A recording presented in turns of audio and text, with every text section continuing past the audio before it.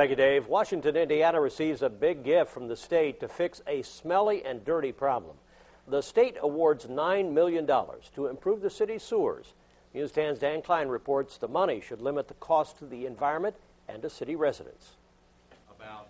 The check is big, and more importantly, so is the amount of the grant, $9 million. The Environmental Protection Agency has forced Washington to improve its sewer system, no matter the cost. We are so proud and grateful that we received a $9 million grant from the state of Indiana. The old saying, when it rains, it pours, is especially true here. Just 1/10 of an inch of rain in an hour is enough for sewage to pour into local waterways.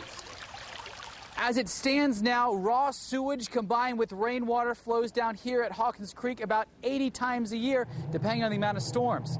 In just a couple years, that could be cut down to 2 or 3. The grant will help pay to put a roughly 4 million gallon tank here on Oak Street that will collect most of the overflow. About 1/3 of a mile away here on 16th Street Road, crews will build a wetland that will handle even larger storms. They would never be able to make such improvements without some funding assistance from the state and from the federal government. The grant comes from federal dollars related to the 2008 flooding disaster. But residents will see the big payoff with much lower utility bills. And a new system can also help attract new business. We need jobs, jobs, jobs, and this allows us to be much more competitive for that. The money will go right to use. The city will open up the bids next month. Construction is due to begin in mid-July and expected to take 18 months to complete. Reporting in Washington with photojournalist John Tim, Dan Klein, News 10.